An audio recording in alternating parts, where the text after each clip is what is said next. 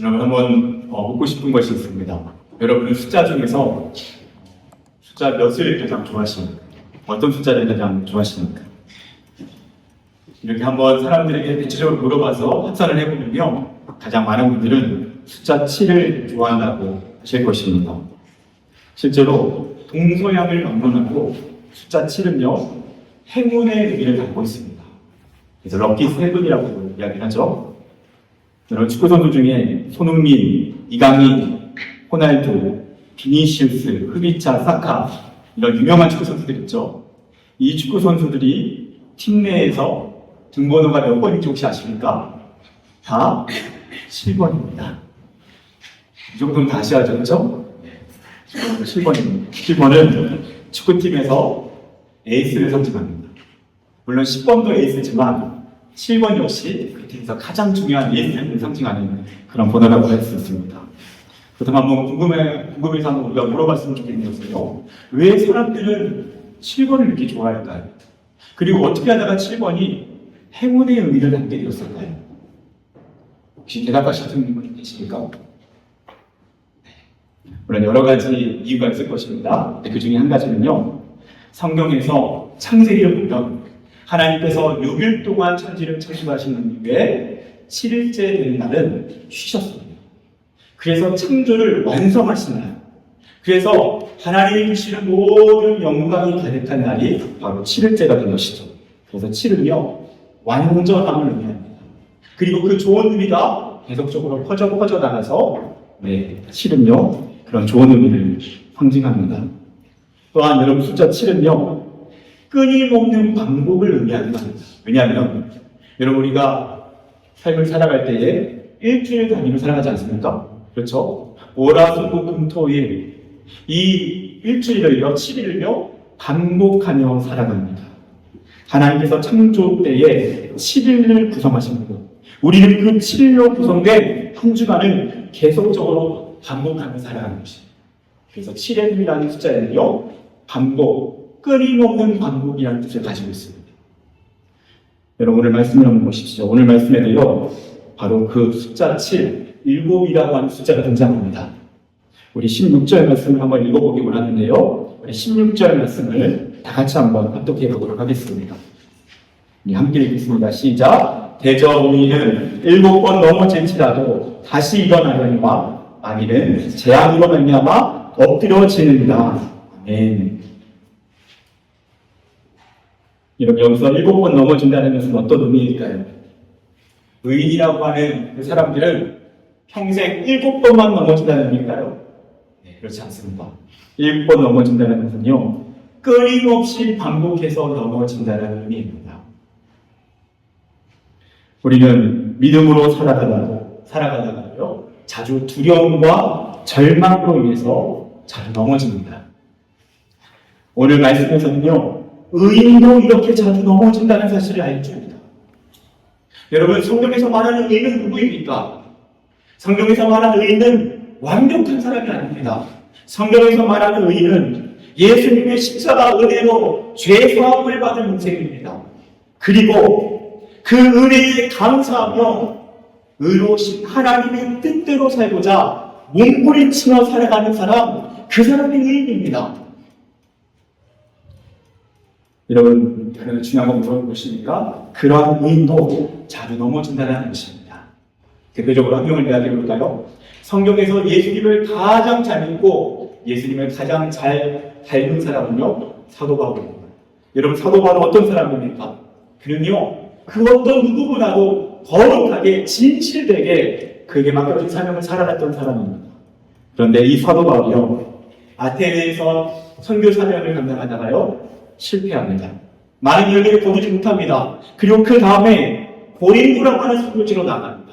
그런데 아테네의 실패와 고린도의 영적 현실에 압도당하면서 그런 바울이 뭐라고 얘기하냐면요, 고린도전서 2장 3절에 이렇게 말합니다. 내가 너희 가운데 거할 때에 약하고 두려워하고 심히 떨어노라.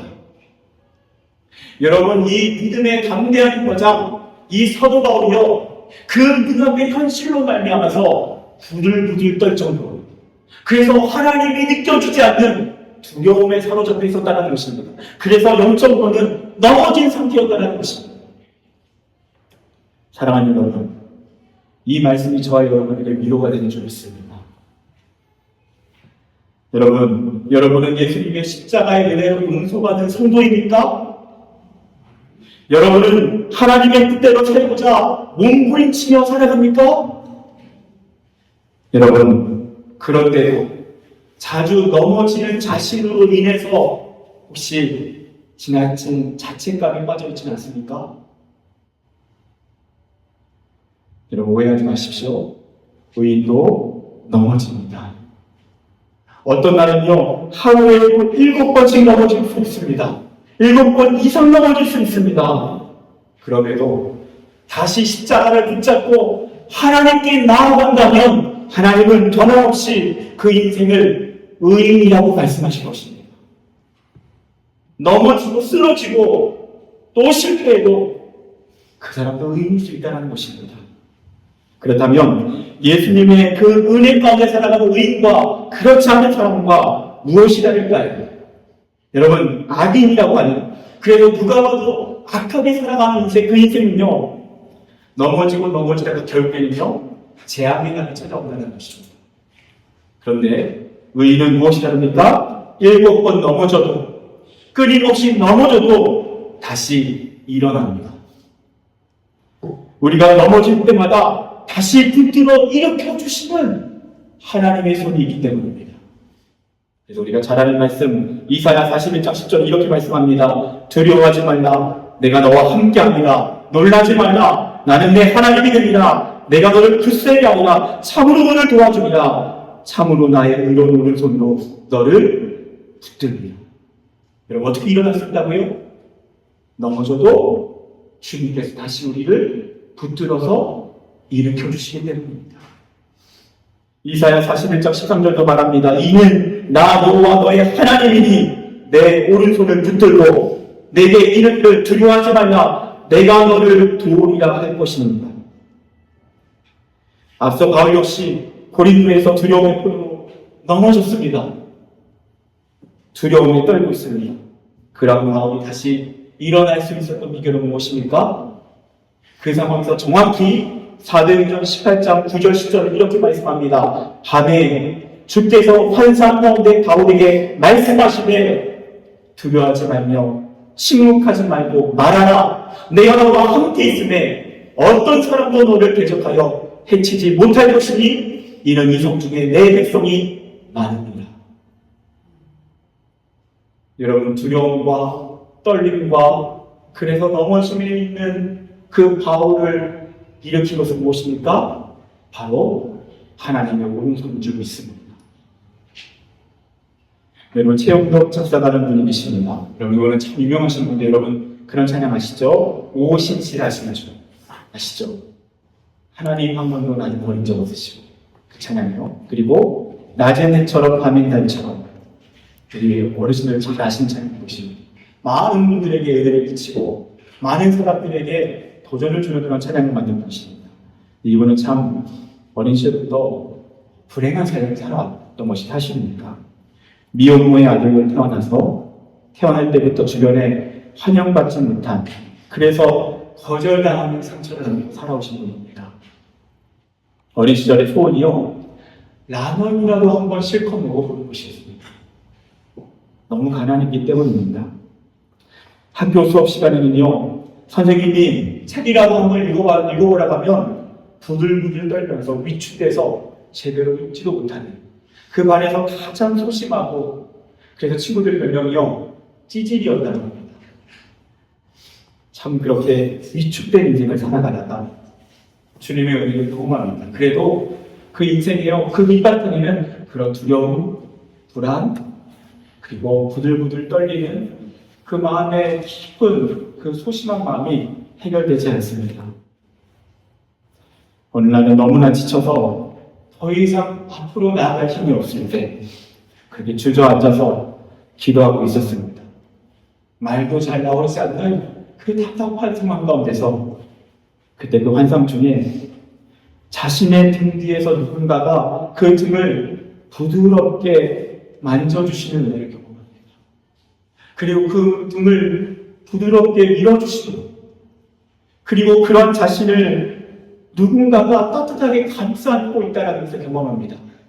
그리고 세미한 음성을 듣습니다. 일어나 걸어라. 내가 새 힘을 주리니. 일어나 너 걸어라. 내 너를 도우리. 그래서 이번이 맞는 찬양, 우리가 잘 아는 찬양이죠.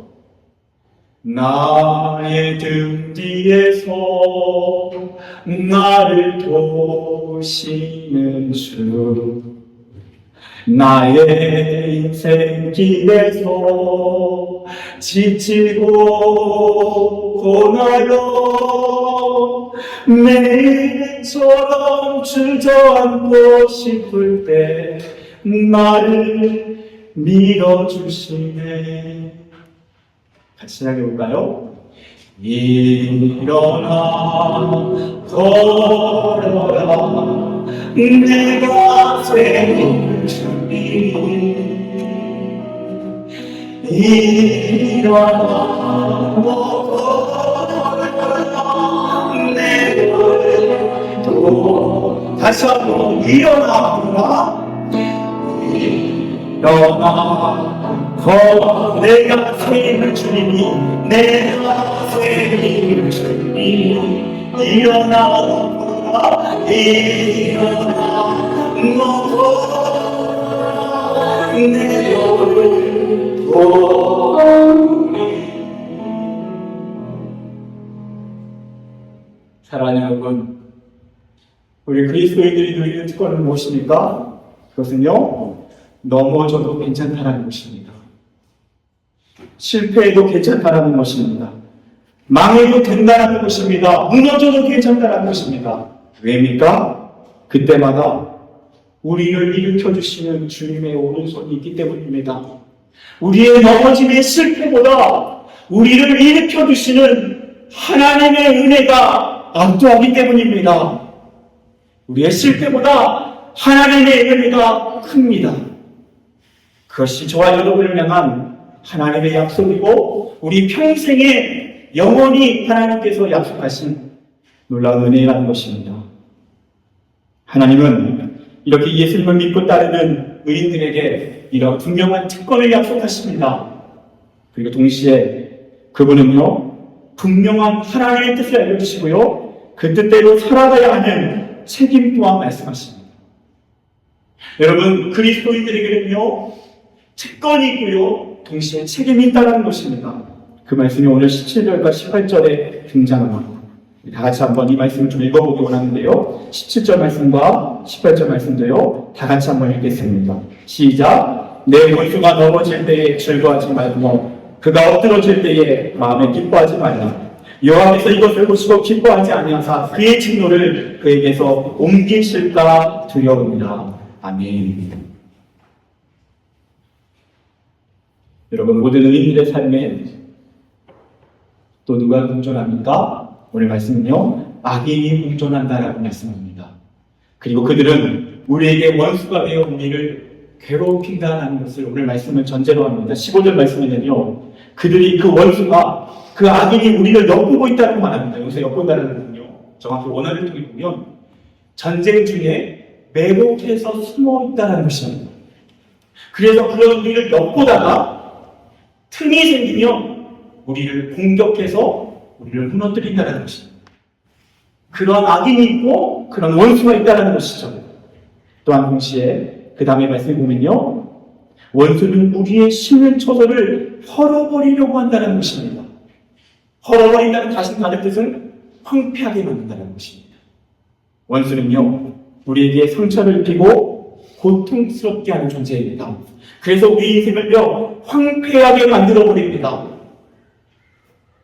여러분, 사르트르가 그런 얘기를 했죠. 타인은 지옥이다.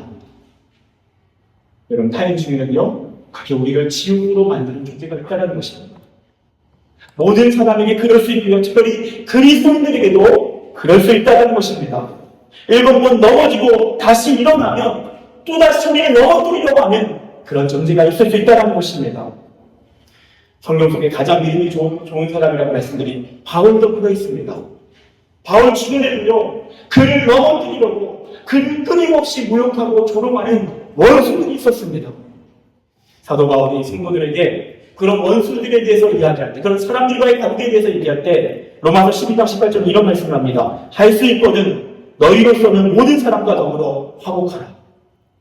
여러분, 성도들에게 서로 화목하게 지내라고 얘기하는데 중요한 건 뭡니까? 할 수 있거든이라는 뜻도 있습니다. 왜입니까? 그만큼 힘들기 때문입니다. 불가능할 때가 있기 때문입니다. 그것이 우리의 실종이라는 것입니다. 하지만 그러한 가운데서 오늘 말씀은 우리에게 분명히 무엇을 기억하라고 말씀합니까? 원수와 같은 관계가 형성되는 것은 어쩔 수 없는 우리의 현실이지만 중요한 것은 그 원수를 향한 우리의 마음이라는 것입니다. 그 현실은 어쩔 수 없지만 우리의 마음은 어쩔 수 없는 것이 아니라는 것입니다. 그래서 17절 말씀을 다시 보십시오. 이 말씀에서는요, 내 원수가 넘어질 때에 즐거워하지 말라고 말씀합니다. 우리는 자연스럽게 원수가 넘어지면 그리고 망하는 일이 되면 어떻습니까? 좋아합니다. 비웃습니다. 그것이 자연스러운 우리의 감정입니다. 그 마음을 경고합니다. 그 마음을 조심하라는 것입니다. 또 18절 말씀이에요. 더 중요하게 우리에게 얼마나 이것이 중요한지 말씀하는데 여호와께서 이것을 보시고 기뻐하지 아니하사 그의 진노를 그에게 옮기실까 두렵니다. 여러분, 여기서요, 기뻐하지 아니하사라는 이 단어는 히브리어로 라라고 하는데 정확히 어떤 의미냐면 하나님께서 이것을 보시고 사악하게 여기신다는 것입니다. 그러니까 기뻐하지 않는다 정도가 아니라 그 마음을 사악하게 여기신다는 것입니다. 그래서 뭐라고까지 말씀하십니까? 그 원수에게 있는 재앙이 그 비웃는 사람에게 겹칠 수 있다라고 말씀하십니다. 너무 무서운 경고죠.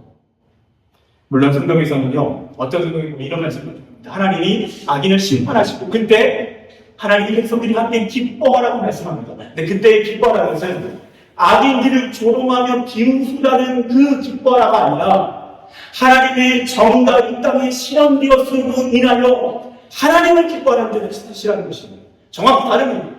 사람을 비웃으라는 것이 아니라 공의를 이루신 하나님을 기뻐하라는 것입니다.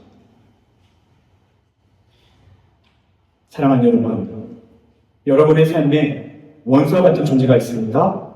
그것은 어쩔 수 없습니다. 그것은 우리 현실입니다. 중요한 것은요, 그 원수에 대한 우리의 마음입니다. 만약에 우리 안에 누군가를 저주하고 비웃고 조롱하는 마음을 방치한다면 그것은요, 우리 또한 재앙 가운데 빠질 수 있다는 것입니다. 물론 우리는요, 우리가 누군가를 상처를 입을 때 분노할 수 있습니다. 잘못된 건 아닙니다. 누군가 우리를 상처 입힐 때 그것에 대해서 대화할 수 있고 때로는 싸울 수 있습니다. 그것을 말씀하는 것이 아닙니다. 그 시간들이 지속되지만 여전히 누군가에 대한 마음을 가둬둔 채로 그 사람을 향한 비웃음과 조롱과 저주를 포기하지 않는 마음, 그것이 너무나도 위험하다는 것입니다. 그 마음을 방치할 때 우리 가운데 재앙이 나온다는 것입니다. 여러분, 이것을 조금 더 시작으로 적용해 볼까요? 우리가 누군가로부터 상처를 받았을 때 누군가에게 상담할 수 있고요, 하소연을 할 수 있습니다. 중요한 것은 무엇입니까? 그것이 당연시되어서 누군가의 흉보는 뒷따라가 우리 가운데 당연시된다면 그것은요, 심각한 것이라는 것입니다. 여러분, 조심하셔야 합니다. 우리가 익숙해져 있는 누군가를 비웃고 조롱하면서 뒷담화하는 어른들, 그것은요, 그 재앙이 우리에게 넘어올 수 있다는 것을 말씀합니다. 그만큼 주님께서는 이 부분에 대해서 심각하게 생각하십니다. 그렇다면 하나님은 왜 이러한 태도에 대해서 우리를 엄격하게 대하실까요? 첫 번째 이유는요, 하나님이 그런 악인도 사랑하시기 때문입니다. 이해할 수 없습니다. 그렇지만 하나님이 그 악인도 포기하지 않으시기 때문입니다. 디모데전서 2장 4절에 하나님은 모든 사람이 구원을 받으며 진리를 하는 데 이르기를 원하십니다. 하나님은 어쩔 수 없이 공의로 심판하십니다. 잘못을 방치하는 것 그것도 아니시기 때문에 하나님은 반드시 심판하십니다. 그리고 죽음 앞에서 심판하실 것입니다. 하나님의 본심은요, 모든 사람이 악으로부터 벗어나 구원받기를 바라시는 것입니다. 근데 그것이 되지 않아서 심판받는 그 대상들을 바라보실 때 하나님은 가슴이 무너지실 것입니다. 그런데 우리가 그 가운데서 비웃고 있다는 그것은 하나님의 마음을 다시 한번 상처에 드린 것이기 때문입니다. 두 번째 이유는 무엇입니까? 여러분, 굉장히 중요한 이유는요. 첫 번째 이유가 하나님을 위한 것이라면 두 번째는 사실 저와 여러분을 위한 것입니다. 왜 그러면 안 됩니까? 그 이유는요, 그런 마음을 품고 그런 말을 하면서 우리의 삶이 지속될 때 우리 또한 그 사람과 똑같이 악인의 길을 향해 가기 때문입니다. 너무나 중요한 경고입니다. 여러분, 오늘 말씀에서는요, 주님께서는 우리가 넘어질 때마다 일으킨다고 말씀하십니다. 그렇죠? 그런데요, 우리가 악인에 대한 마음을 포기하지 않고 비웃고 여전히 그를 조롱하면서 우리의 마음을 그냥 방치해둔다는, 그 마음이 나중에 어떻게 된다고요? 악인이 된다고요. 우리가 악인이 되어서 우리 또한 악인이 받는 재앙에 동참하게 된다는 것입니다. 여러분, 니체는요, 선악의 저편이라는 책에서 이런 유명한 글을 남깁니다. 여러분 많이 들어보셨을 것입니다. 괴물과 싸우는 사람은 그 과정에서 자신마저 괴물이 되지 않도록 조심해야 한다. 그렇죠? 여러분 많이 들어보셨죠? 악마와 싸우다가 악마가 된다는 말입니다. 여러분, 왜 이렇게 될까요?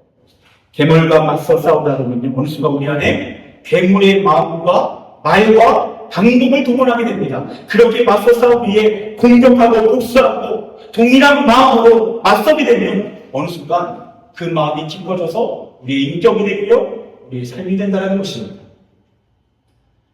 그래서 여러분, 우리는 피해자가 가해자가 되는 이런 아이러니한 상황을 자주 목격합니다. 그렇죠? 예를 들어서요, 너무 안타까운 사연이지만 아버지로부터 폭력을 당한 아들은요, 자라나서 똑같이 폭력을 행하는 아버지가 되는 경우가 많습니다.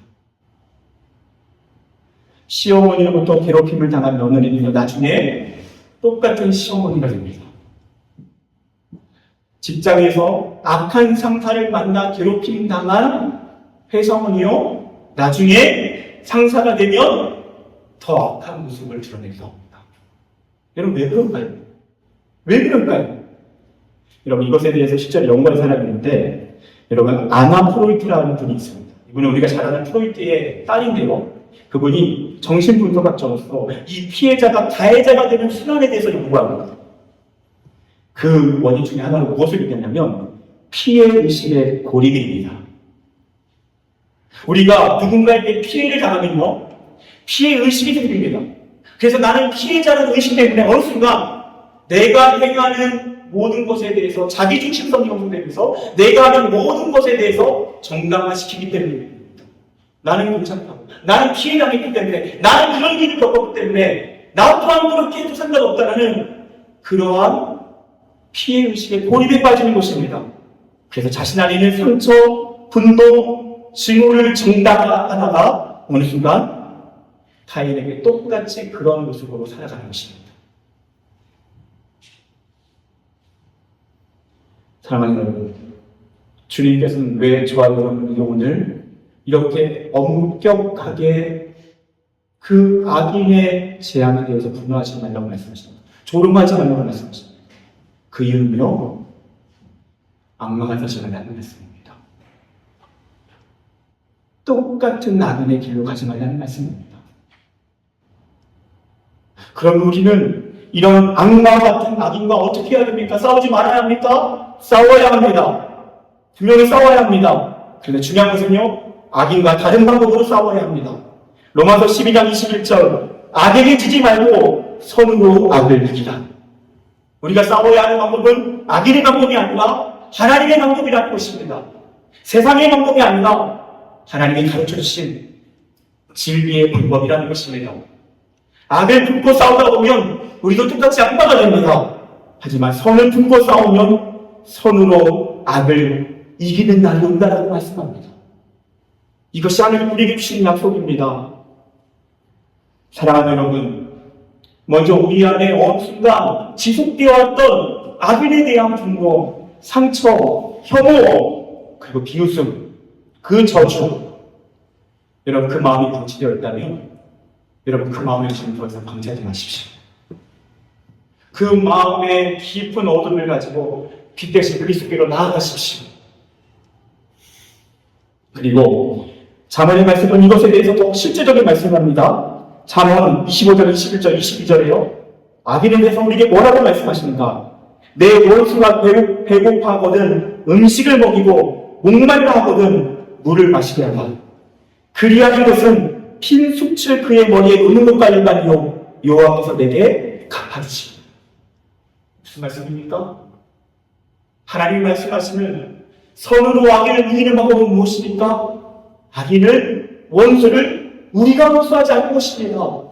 우리가 하는 방법은요, 그럼에도 친절을 베푸는 것입니다. 그럼에도 미움을 빠지지 않는 것입니다. 여러분, 원수가 우리 주변에서 그렇게 만날 수 없고 그리고 친절을 베풀 수 없다면 여러분 당장 시작할 수 있는 실제적인 방법이 있습니다. 그것은요, 로마서 12장 14절 말씀인데요. 너희를 박해하는 자를 축복하라. 축복하고 저주하지 말라. 여러분 무엇입니까? 여러분 원수를 위해서 지금 당장 시작할 수 있는 것이 있습니다. 그것은 축복하는 것입니다. 저주를 멈추는 것입니다. 비웃음을 멈추는 것입니다. 우리 안에 진심이 우러나지 않아도 괜찮습니다. 먼저 믿음으로 축복하는 것입니다. 그 사람을 축복하고 축복하는 것입니다. 당장 만날 수 없기 때문에 당장 우리가 그들에게 상대할 수 없지만 지금 당장 할 수 있습니다. 그것은 기도하며 축복하는 것입니다. 여러분 이것은 우리에게 가장 우리가 먼저 시작할 수 있는 실제적인 선으로 악을 이기는 것입니다. 그래서 하나님은 축복하는 그 마음과 고백 가운데 함께 하셔서 우리 마음에 진을 열는, 그래서 어느 순간 악인을 향해 닮아가는 우리를 돌이켜 다시 그분의 선하심으로 새롭게 하시는 것입니다. 그리고 더 놀라운 것은요, 이렇게 하나님의 뜻대로 살아가는 인생이면요 간혹 가다가 이런 은혜도 주십니다. 잠언서 16장 7절, 사랑하는 이가 여호와를 기쁘시게 하면 그 사람의 원수라도 그와 더불어 화목하게 하십니다. 여러분 놀랍지 않습니까? 하나님의 뜻대로 살아가는 인생 가운데 때로는 하나님이 그 뜻대로 행하는 순종을 통해서 원수와 화목하게 하신다는 것입니다. 사랑하는 여러분, 7번 넘어져도 다시 일어나게 하시는 하나님의 은혜가 있습니다. 그 은혜를 누리십시오. 그리고 그 은혜가 끊어지지 않도록 끝까지 하나님이 기뻐하시는 의인의 길을 걸어가십시오. 그 길은 비웃지 않는 것입니다. 결국에는 용서하는 것입니다. 결국에는 축복하는 것입니다. 주님이 기뻐하시는 그 길을 향해 나갈 때에 오늘 주님이 약속하신 이 풍성한 하나님의 특권과 그리고 하나님의 책임져 주시는 관계의 풍성함을 이루시는 그런 저와 여러분의 인생 되시기를 다시 한번 축복합니다. 함께 기도하겠습니다.